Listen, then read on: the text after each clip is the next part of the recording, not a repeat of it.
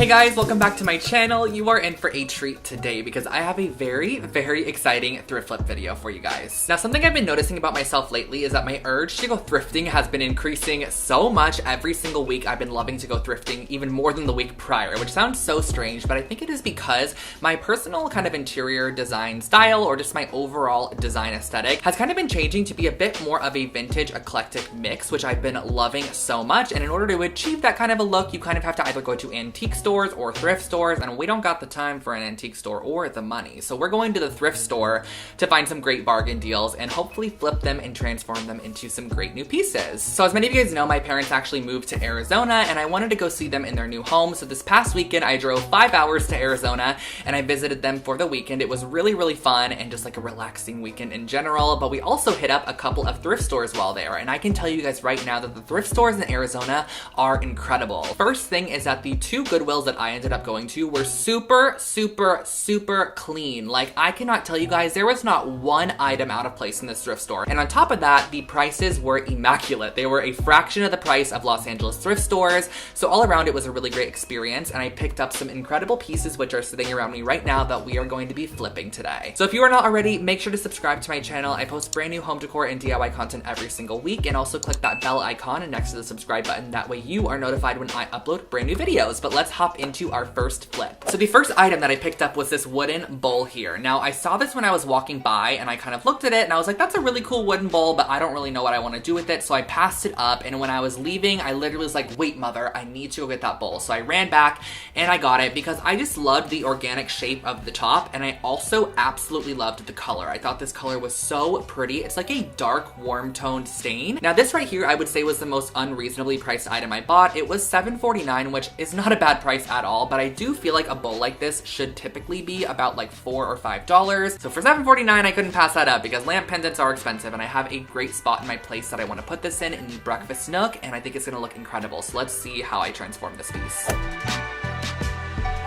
This first project here is definitely the easiest out of all of them, and you can recreate this with absolutely any wooden bowl that you have. So what I did was I grabbed a 1 5/8 inch drill bit, and I'm going to be drilling through the bottom side of the bowl to create a hole that is large enough for our light string to go through, but not too large to where it kind of goes all the way through. So I took this process pretty slowly, drilling a hole all the way through. It looks a little bit crazy there, but guys, I swear to you, it was very simple, and I just knocked off the dust, inserted my light cord, which my personal one was from IKEA, and then all you have to do is just screw in your light bulb, and that finishes off your hanging light pendant. Super simple and very cute.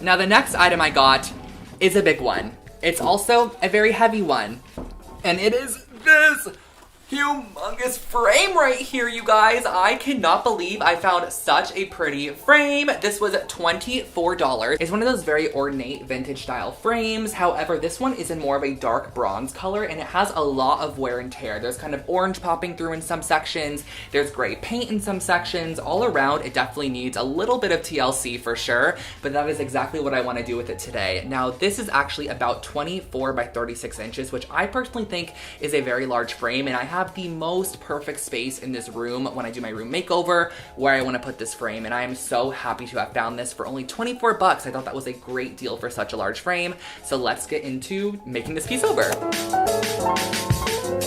I'd have to say that this frame transformation is probably one of my favorites I have ever done on my channel, and you guys are probably going to see why in just a minute here. So I flipped the frame over, and I actually wanted to remove the original art that was inside, so I just popped out all of those little staple sections, removed the artwork, and also the piece of glass. Now, what makes this process super simple is using antique gold rub and buff. Now, if you do want more of an actual brassy yellow color, I don't suggest the antique gold color. This one almost has like a rosy tint to it, but it's super pretty in the end. I love the way that it turned out, and it actually makes the process very simple. At first, I was like, oh, should I just spray paint this? But I really wanted to maintain some of those dark areas, like on the inside of like the filigree corner sections, and I figured the best way to do this would be to hand paint the entire frame using this rub and buff, and that is exactly what I did. It was actually very simple and only took about maybe 30 to 45 minutes to paint the whole thing, but I made sure to hit every single nook and cranny, and I love how you can see through some of those filigree sections to the darker areas just to add a bit more dimension, and that finished off the frame.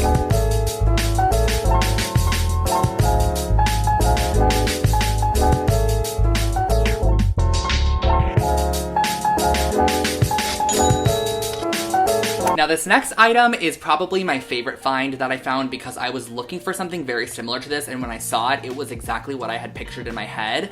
It is a very bulbous, oversized, large table lamp. Now, there was a lamp that Anthropologie just recently introduced to their website. It was in collaboration with Amber Interiors, and it was such a stunning ceramic table lamp like this one, and it sold out right away. It was such a popular piece, I believe, that they had sold on their site, and I was like, that is so pretty. However, I don't want to pay for it, nor I can't even pay for it. It's freaking sold out. So I was like, let's create our own. So I found this lamp here. It was $6.49 at Goodwill, and it's just the perfect shape to do exactly what I wanted to do with it. And I also was able to find a stunning lampshade for only $3.50. This is in perfect condition, and it will go great with the lamp. So if I can pull this off, this total lamp, like the cost of it, will probably be about 15 bucks with all of the supplies. So let's see if I'm able to pull this off.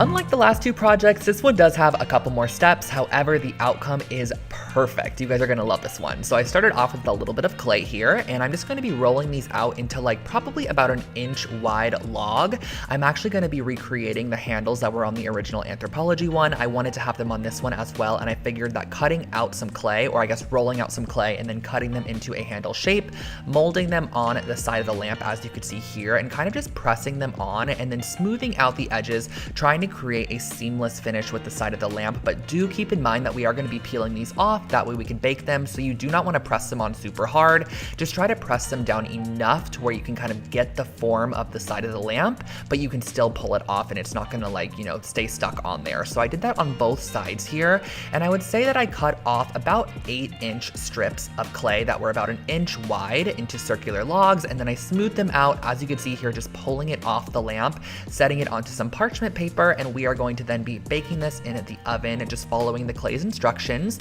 Now, do keep in mind that this is quite thick, so I did bake this for about 30 minutes or so to get a nice hardened finish.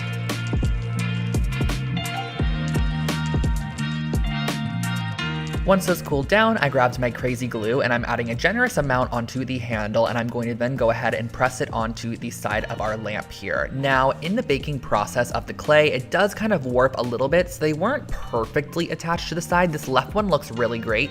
However, on the right one, I did add hot glue to any area that didn't connect the lamp, just to kind of fill it in and make sure that it looked seamless on the side of the lamp. That way, when we paint it with our paint mixture, which you can see that I'm creating now, it is a mixture of black acrylic paint and then also a generous amount of baking soda. We're going to be creating a ceramic paint just to give this a nice kind of chalky finish and overall make it look like a ceramic lamp in the end.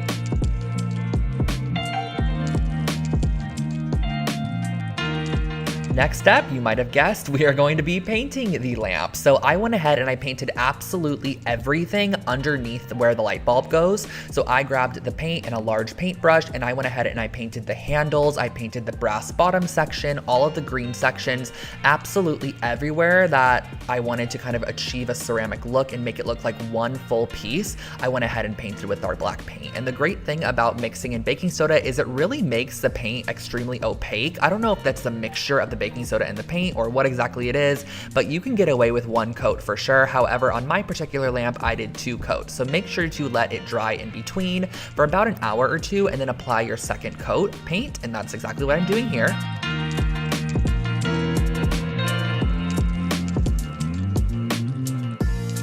Now this next step is a little bit strange, but it truly is what makes this lamp shine. So what I did was I went outside and I got some dirt, and I'm going to be creating some mud that I am then going to be painting on the outside of our lamp. Now I saw somebody do a like terracotta vintage distressed pot tutorial on YouTube a while back. I tried looking for the video everywhere, but I could not find it. But she essentially created this mixture, painted it on top of pots, and then let it dry and then wiped off the excess. So that is exactly what I'm doing here. I'm painting a nice coat of our mud mixture onto the outside of our ceramic pot, and as you can see, once it starts drying, the mud will actually kind of like turn into like a chalky dirt consistency, and all you have to do is then go ahead and with a washcloth or just your hand, which is exactly what I did, I just rubbed off any excess dirt, because you don't want to bring dirt into your home, of course. So I'm just rubbing anything off, that way it doesn't flake off later, and that finishes off your distressed ceramic table lamp.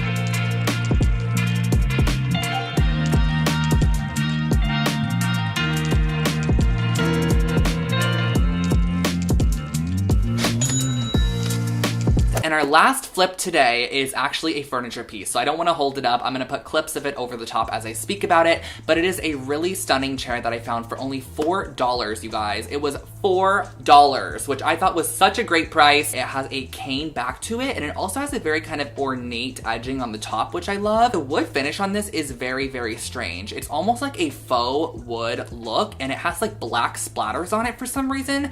So I kind of want to switch this up a little bit, and I actually have a perfect place in my living room for this piece, and I think I might want to paint it black. I'm not entirely sure yet, so we'll see how this piece progresses, but I got it for $4, so let's see what I could turn it into. And then we're moving into one of my favorite projects here. We are going to be using the chair that I found for only $4.79, and I do want you guys to keep an open mind because this is going in a very particular spot in my living room, so I kind of made it to fit that space. So what I started off by doing was unscrewing the chair seat from the wooden base, I guess you could say, and once I pulled that off, I then wanted to start reupholstering the seat. So I grabbed just a flathead screwdriver and I'm pulling up the old fabric. I actually really love this yellow velvet in combination with the wood tone. However, it was so beat up, like it was, even if you sat on it, it started to kind of rip a little bit.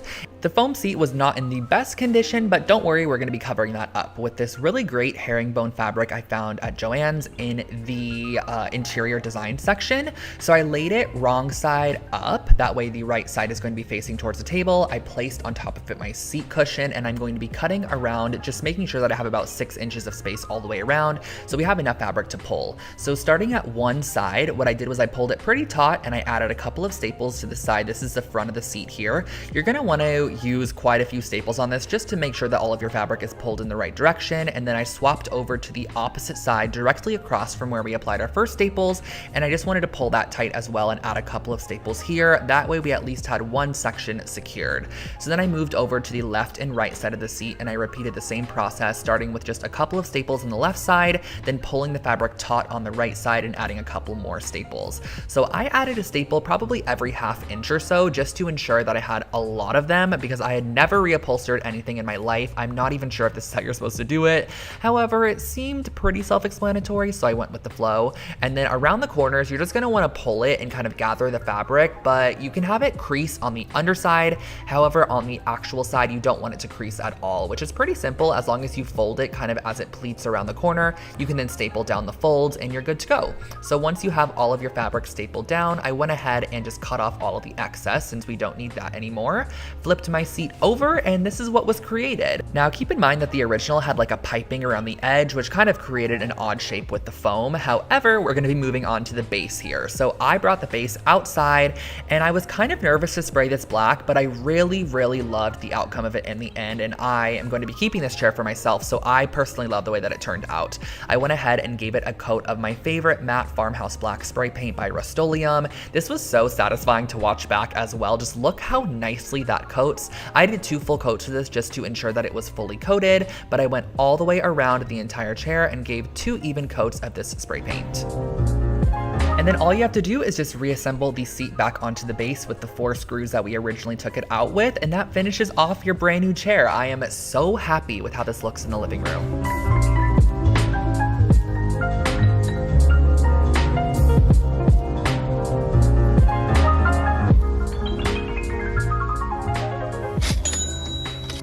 And that, guys, finish off today's video. I hope that you enjoyed these projects. I absolutely love how they turned out. I'm saying that literally as I don't even know how they turned out because they're all sitting right here, but I'm sure I love them. That's the reason that this video is being posted. So if you like them as well, definitely give this video a thumbs up and let me know which project was your favorite in the comment section below. I would love to know. And yeah, I don't want to keep you guys for much longer. Thank you guys so much for watching. Don't forget to subscribe to my channel for new home decor and DIY content every single week, and I will catch you guys in my next one. Bye, guys.